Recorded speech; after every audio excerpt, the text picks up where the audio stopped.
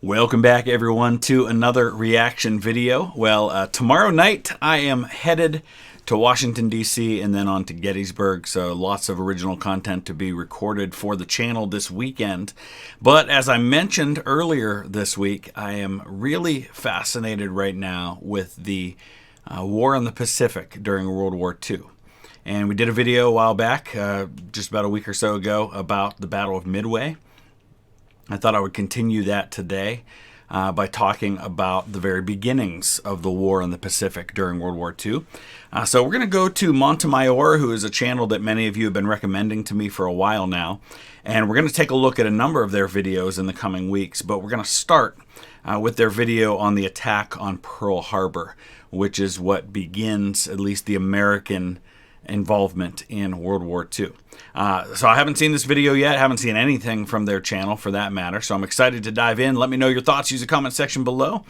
And as always, a big shout out to all of our patrons. I want to thank you for your continued support. You'll see all of our executive producer level patrons listed at the end. Here we go.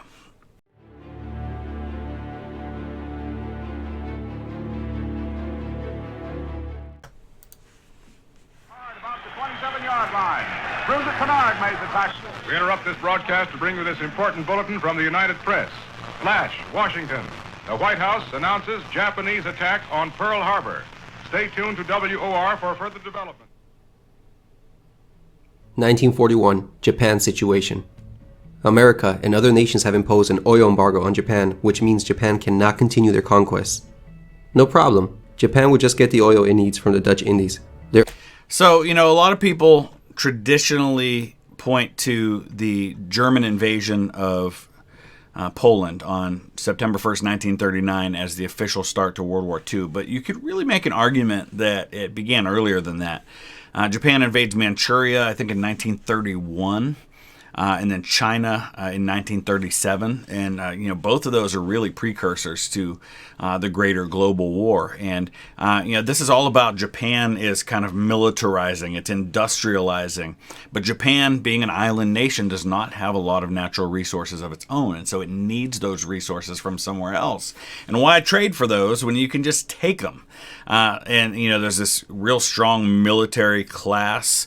This nationalist movement that is taking hold, even though they've got an emperor. The emperor really doesn't wield day-to-day power, especially over the military. And so they're looking for those resources. And so then the war in the Pacific is an extension of that search for resources, specifically rubber, oil, things like that.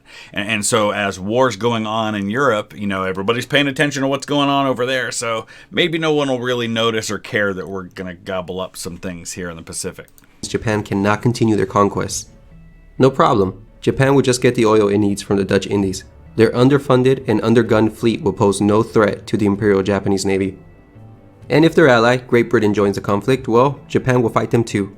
Both nations are too occupied with the European war anyways. So, through their new conquests, Japan's demand for resources shall be met. However, geography has cursed them. Look at what lays beside their vital supply lines. The Philippines, a U.S. territory. So, we talk all the time on this channel about how everything's connected, about how previous events affect the next events that unfold. Think about how the war in the Pacific develops as a result of things that happen a century or more earlier. You know, think about the colonization that takes place, the European powers. Germany had some territory here for a while until after World War I. The Dutch East Indies, the British territories that are here, the French who control French Indochina, which is today Vietnam and some of those other places there. And then, of course, the Americans acquire the Philippines during the Spanish-American War. And so all of this leads to conflict with Japan in the middle part of the 20th century. Although America is not officially allied with the British and the Dutch, they are on friendly terms. Japan cannot afford the risk of the U.S. entering the war while they are in... And you know, it's also important to point out why the U.S. controls these territories, and I love how he's drawn this map to show that. You know, Midway, Wake Island, Guam, the Philippines. This is a time when you can't just simply fly a plane from Los Angeles to the Philippines. You know, you've got to have these stops along the way for refueling for both aircraft and also naval craft. And so these are their stops along the way, and this is going to then be the reasons why the Pacific War develops the way it does. It's all about island hopping and getting yourself close enough to go after these other territories. In the midst of their campaign, their proximity to Japan's supply lines puts into jeopardy everything they are about to fight for. Basically, the Americans would be holding a dagger to Japan's throat the entire time they conduct their campaign, ready to commence hostilities at a moment's notice. Thus, the war becomes a preemptive one. It's we're going to go after you. Japan understands that the United States, their military might, their industrial ability, eventually is going to overpower Japan. So Japan's only hope is a quick strike that knocks the U.S. out of the war or that keeps them from wanting to do anything. And there was a real opportunity to really set the U.S. back as far as the Pacific Fleet goes if they had done things the right way. Come to the conclusion that they must take out the Americans as well. This calls not only for an invasion of the Philippines, but also a preemptive strike on the powerful American fleet at Pearl Harbor.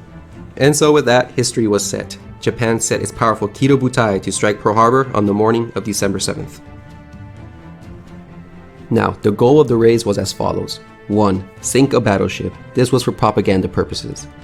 Japan reasoned that if America saw their beloved battleships, symbols of their naval power, destroyed, their will to wage war against Japan would be shattered as well. Now, there's a lot of debate about this, and I am of the opinion, in the opposite camp of this, that the battleships strategically were not a target. I see the propaganda reasons.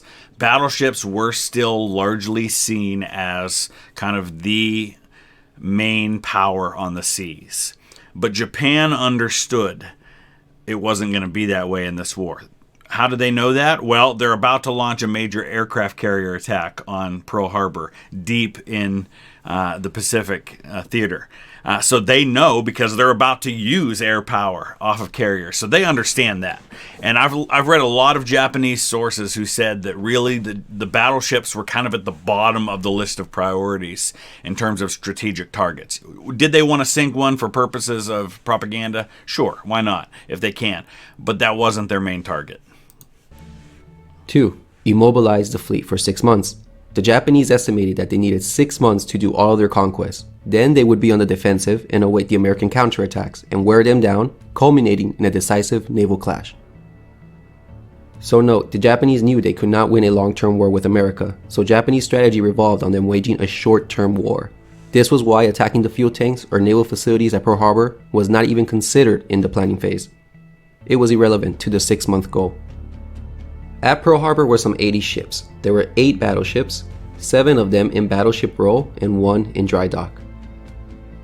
8 cruisers were at Pearl Harbor, 4 of which were accessible to torpedoes, and dozens of destroyers and auxiliaries were docked elsewhere. So I want to talk a little bit longer about this whole thing about the targets and what they were. So this is the testimony, the story of one of the Japanese air attack commanders from Pearl Harbor. This was in September of 1952. His name's Captain Mitsuo Fuchida. And he gives this long description of the events leading up to and including Pearl Harbor. And he talks about how the day before they found out for sure from their intelligence that the carriers weren't in. And they talked about how much they regretted that fact that the carriers weren't there. He describes how, as an airman, the airmen knew that in attacking that the carriers were the primary target and that those were the things they wanted the most. But Admiral Yamamoto actually was very disappointed that even in the aftermath of Pearl Harbor that they didn't end up seeking out and destroying the American carriers while they had the fleet there. But he also talks about how the battleships, while not the primary target, were definitely a prestige thing that would hopefully hurt the morale of the American public.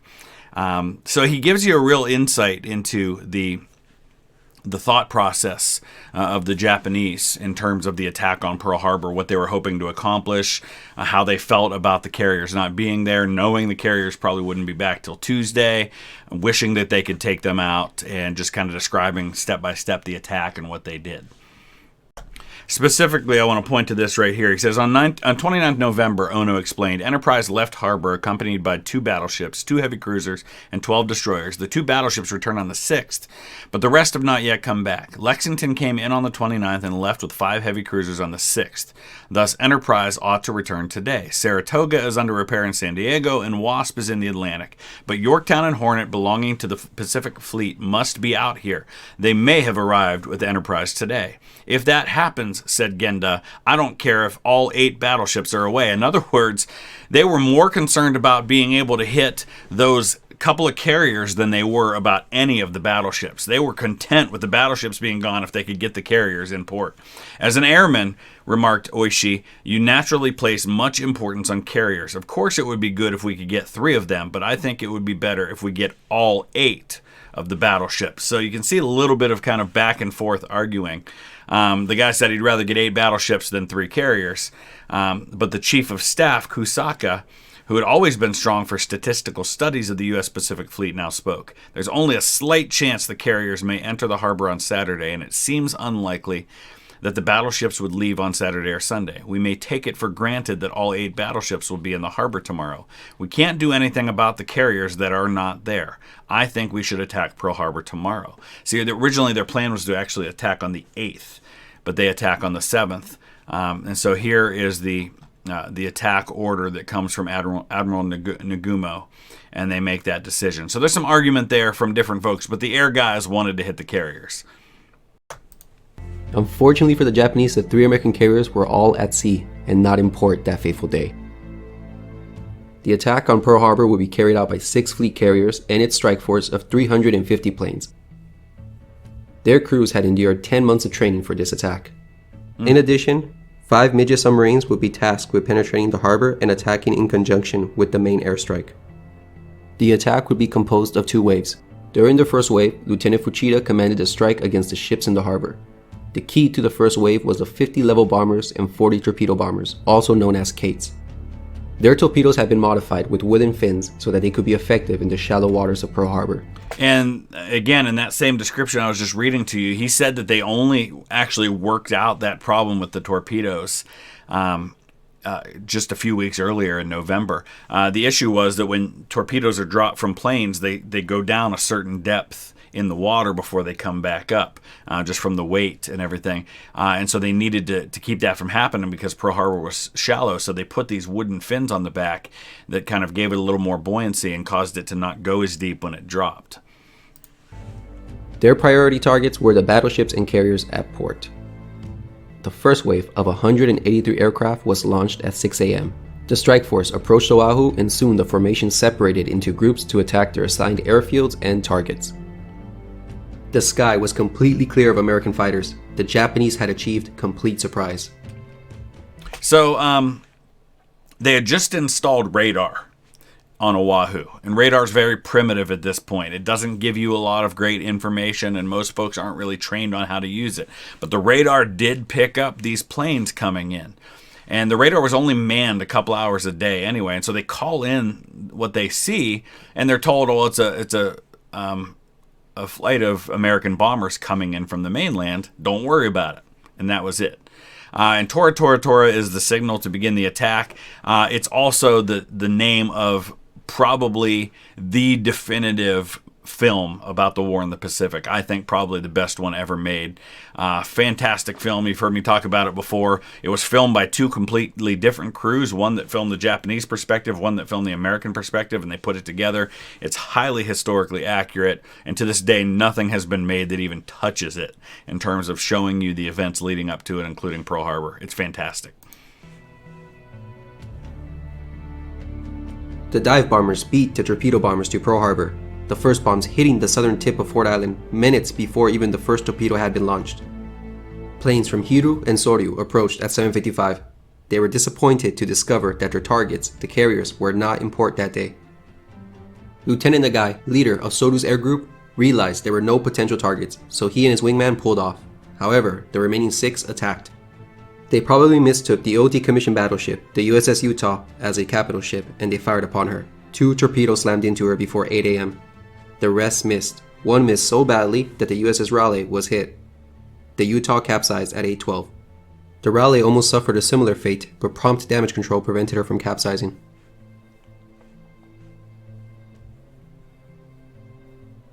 Nagy went around Ford Island and launched against what he believed was a battleship.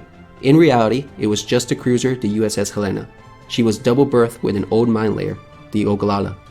Its silhouette probably gave the impression of a battleship. His torpedo actually went under Oglala's heel and exploded into Helena's hull, damaging both ships. Nagy's wingman recognized that it was just a cruiser and decided to attack Battleship Row instead. The 8 Hiru planes didn't fare any better. Lieutenant Hirata and his wingman saw that there were no viable targets, so they headed for Battleship Row. However, the remaining 6 aircraft who were lagging behind got to see Nagy's attack on Helena and followed suit. So this is that old adage, no plan survives contact with the enemy. They had planned this thing for months. They had designed an actual layout of Pearl Harbor for them to practice their torpedo and bomb runs. But of course, when you arrive, you don't know exactly what the situation is going to be, so you're kind of surprised. And one of the things that really surprised them was finding that on the airfields, all the planes, the American planes, were in the middle of the airfield right next to each other, which is a perfect juicy target for bombs. You hit one with a bomb and you can have it explode and hit all the ones on the other sides. Even today, Hawaii has a lot of residents of Japanese descent. When I was there with my wife for our honeymoon, the vast majority of people who were in Hawaii were Japanese tourists, because you got to remember, Hawaii is as close to Japan as it is to a good bit of the United States. And so there were a lot of people, Japanese people there, some of whom had family back home and some of whom had been kind of hired as spies. And this is part of what leads to the backlash against Japanese Americans, the internment camps, some of the really more disgraceful aspects of American history. But you can kind of see where that's coming from. And so they were getting constant intelligence reports. And so Admiral Kimmel, who is in charge of the U.S. Pacific Fleet at this time, is concerned about sabotage. And so that's why he moves all the planes into the center of the runway where they can be guarded easier, but it makes them really juicy targets. 4 launched torpedoes, but they all missed terribly. The last pair aborted their run at the last minute and headed for the battleships. So now we have 4 Hiru and 1 Soryu plane maneuvering for Battleship Row, cutting right across the path of the other 24 torpedo bombers who are just coming in. In this photograph, you can see the opening stages of the attack. First of all, can we talk about the fact that this is some fantastic imagery that we have? There's film. There's actually a film of the Arizona exploding. It's not great film, but it does exist. There's these photographs that were taken by Japanese pilots during the attack. You can see Battleship Row right there. You can see this is where the Utah is over here. The Arizona and the Oklahoma are in this area here. It's just phenomenal imagery that we have. Both the Utah and Raleigh have been hit, and Utah is listing to port. At this moment, the torpedo runs against the battleships have begun. You can even spot 2 planes finishing their bomb runs.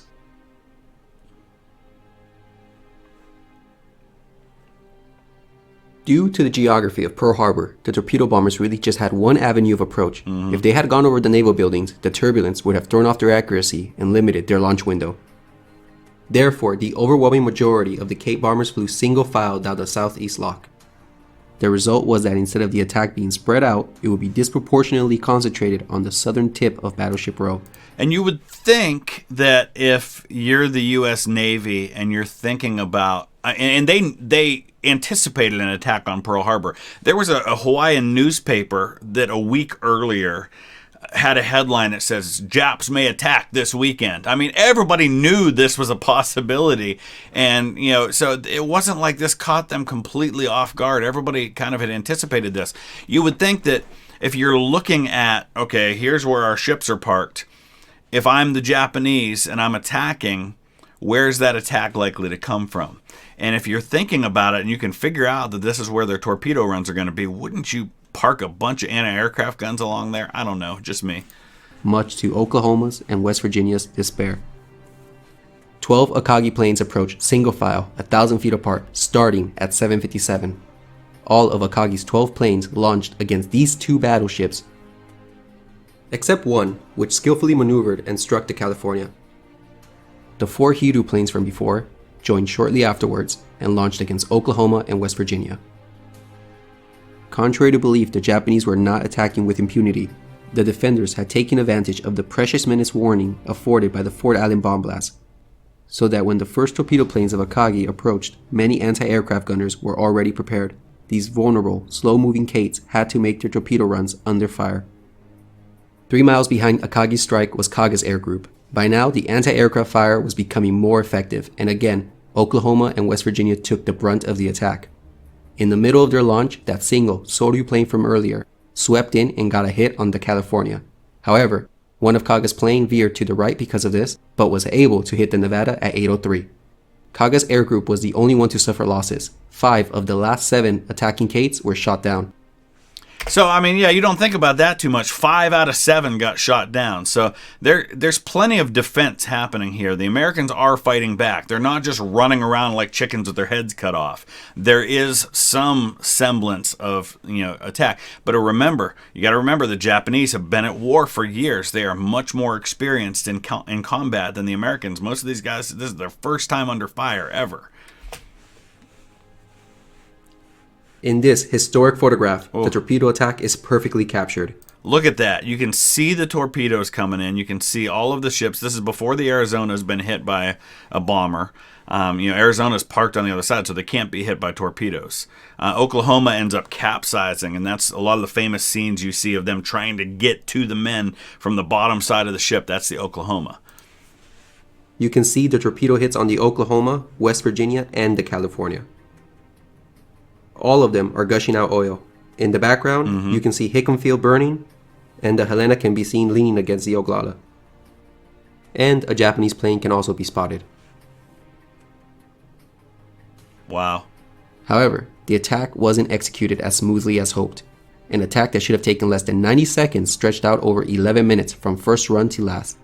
Some had to abort and redo their runs due to mutual interference and the heavy... Yeah, so the point was that all these attacks were supposed to come in at the same time, and it was supposed to just be like this overwhelming boom, shock and awe. But because people are changing and they're kind of, refocusing on new targets, they're kind of coming around and making their runs, everything gets more spread out. The anti-aircraft fire threw off the pilot's aim and caused them to over-concentrate on just 2 battleships. 21 torpedoes were launched at Oklahoma and West Virginia, over half of the available torpedoes. Oklahoma had 12 torpedoes launched at her. 5 hit her, and she capsized in 15 minutes. And these are mostly World War I era battleships. The Arizona was built in like 1912. So these are not top-of-the-line brand new. We're not talking about the USS Iowa or the Missouri here. These are older ships that have been refitted with anti-aircraft guns and things like that, but they're still, they're 30 years old. West Virginia was hit by 7 torpedoes, but prompt counterfeiting prevented her from capsizing, and she settled to the bottom. California should not have sunk from 2 torpedoes, but her hatches were open for inspection that morning, which contributed to her sinking. And she was abandoned due to fires, and when she was reboarded, it was too late. Of the 36 torpedoes launched, only 19 achieved hits. That's a 48% hit rate. 10,000 feet above came Fuchida and his high-level bombers. Their mission was to take out the inboard battleships inaccessible to torpedoes. They came in groups of 5. They released their salvos and scored an impressive 20% hit rate. Unfortunately for the Japanese, out of the 10 bomb hits, about 6 were low-order detonations or malfunctions. That's fascinating stuff here, too. Look at all that oil coming out from the West Virginia and the Oklahoma. Oklahoma hasn't capsized yet. You can actually see the scout plane on the Oklahoma right there. Here's the Arizona right here. And, of course, Arizona hasn't been hit yet, but they're about to be. That is an outrageous 60% dud rate. The Japanese aviators were greatly let down by their weaponry. The damage could have been deadlier. However, the distribution was effective. California was missed, but 2 ineffective hits on Maryland were scored. Both West Virginia and the Tennessee were hit twice, and there were 2 additional collateral damage hits on the repair ship Vestal, moored outboard of the Arizona. Vestal suffered severe flooding and had to be beached afterwards. But all of these hits were overshadowed by the 2 hits on the USS Arizona. The first struck her aft on the quarterdeck, and another landed near her number 2 turret. It caused a magazine explosion, which exploded with a great force, and a tremendous fireball was seen. She split in half and sunk in the harbor, taking more than 1,000 sailors with her. basically half or even a little more than half of all the deaths, the entire attack on Pearl Harbor, happened on Arizona because that fire, that explosion happened so quickly and was so devastating that most of the men just couldn't get off the ship. Heavy fires burned for days. The explosion was actually caught on tape by Dr. Hackinson, who was on the hospital ship Solace. Here it is.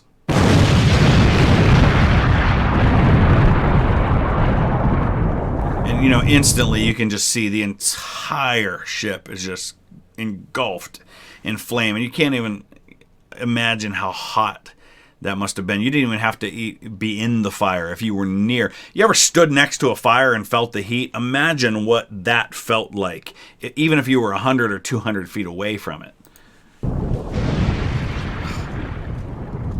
Brutal.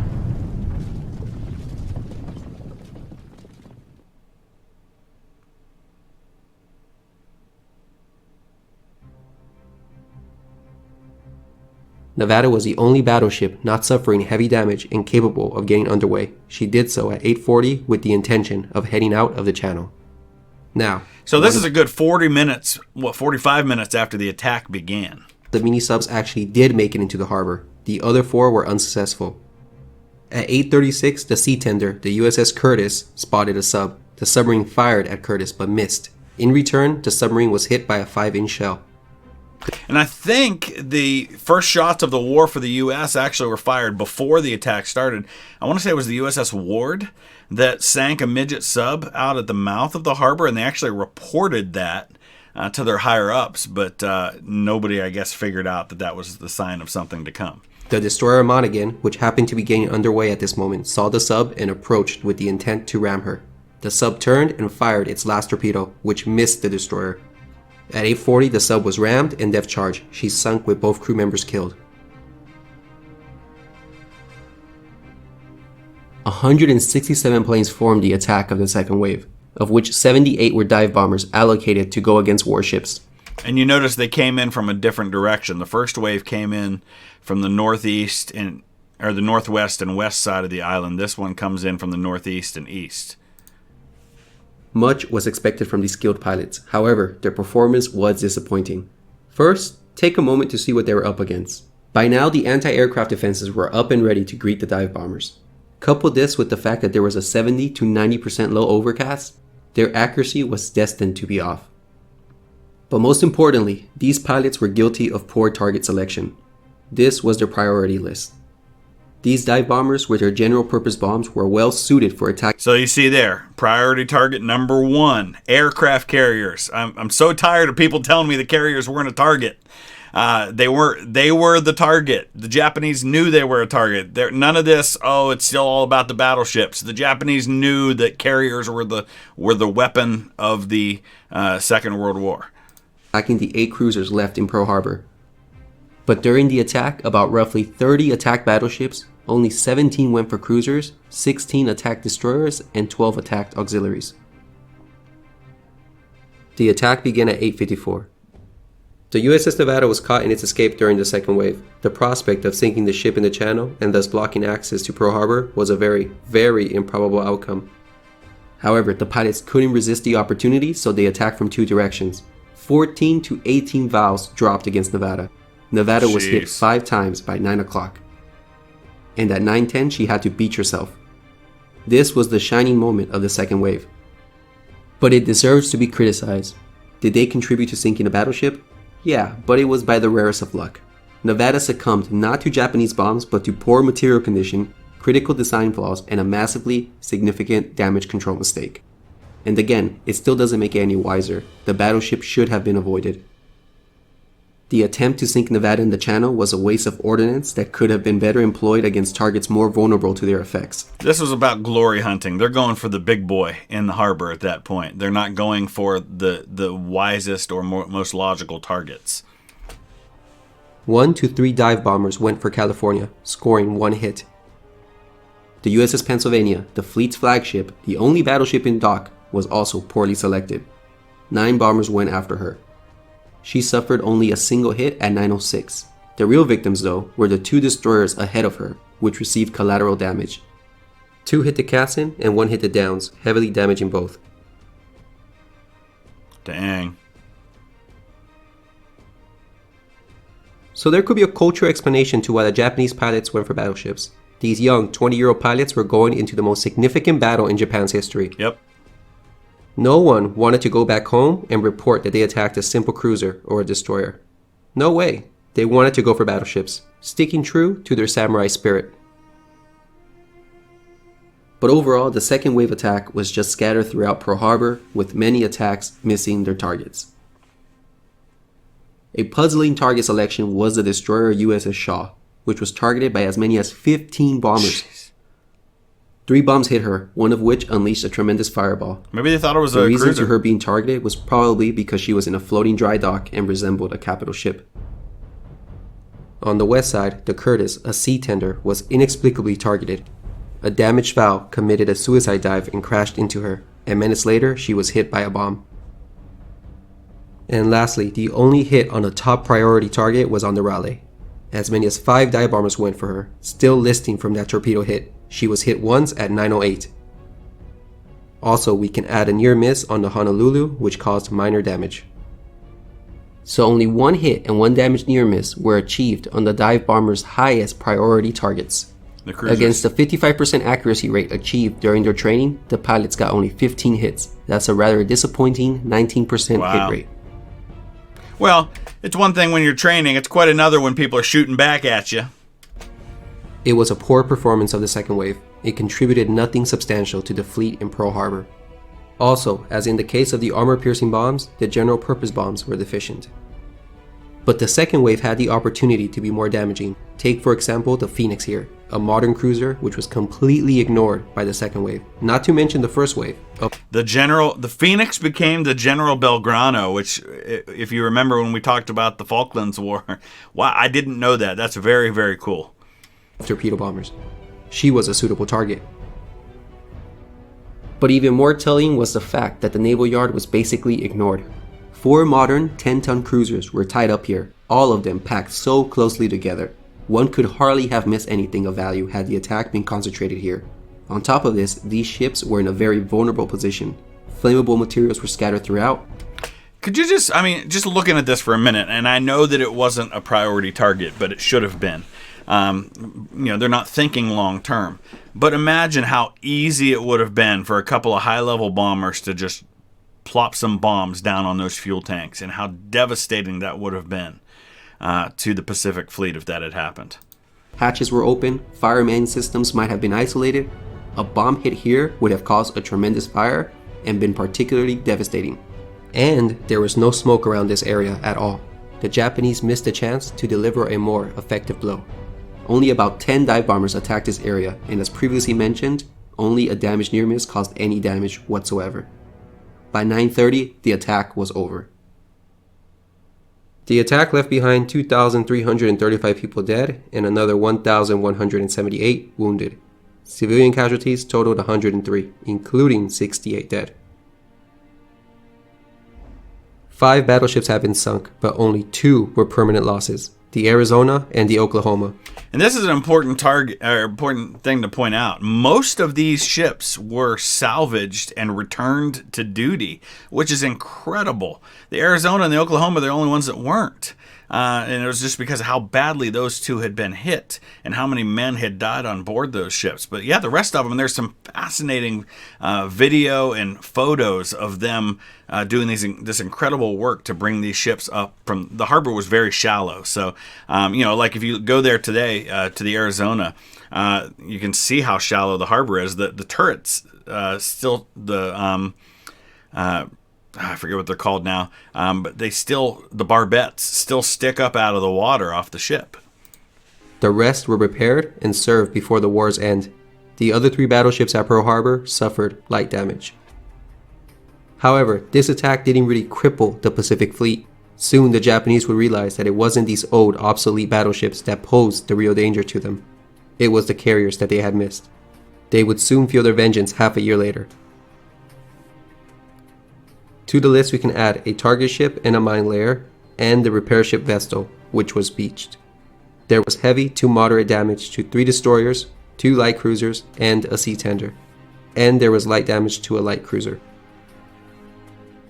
The Japanese also achieved great success on their strikes on the airfield spread out on Oahu. Over 160 planes were destroyed. They destroyed 2 to 3 times the number of aircraft that they had expected. The Japanese lost only 29 planes, 9 in the first wave, 20 in the second wave. A testament to the Americans' quick air defense. And you can see why Nagumo decided not to attack with a planned third wave. They lost 9 planes in the first wave, 20 in the second. You can expect that those losses probably would have been even higher in a third as the Americans had more time to prepare. Also, none of Japan's 5 midget submarines made it back. Was the mission accomplished? Well, yes. All 4 battleships hit by torpedoes were out of the war for 6 months or more. And they had sunk 1 other battleship by bombs alone. And with that, the Kido Butai sailed back home, unscathed. World War II had just started for America, and the sneak attack left behind a temporary shocked nation, but a nation that afterwards would be resolved to finish the war with nothing less than a total victory on their side. The Japanese had awoken a sleeping giant. And as we talked about after the video on Midway, that quote that's attributed to Admiral Yamamoto about "I fear all we have done is awakened a sleeping giant and filled him with a terrible resolve," while it's definitely something that Yamamoto would have said because it's very consistent with his thoughts on America. He went to Harvard. He knew the country. He knew our capabilities. He understood the situation. There's no conclusive proof he actually said it. Some people argue he wrote it in a diary, but a lot of that I think is backtracking to try and attribute it to him because it was quoted in the movie. But there's no historical evidence for him to have actually said those words or even written them, though it's certainly something he would have thought. All right, let me know your thoughts. Use the comment section below. We are definitely going to be doing a lot more Pacific War content in the weeks and months ahead, along with a lot of other things. So if you have specific suggestions of things you want to see, let me know. Thanks for watching.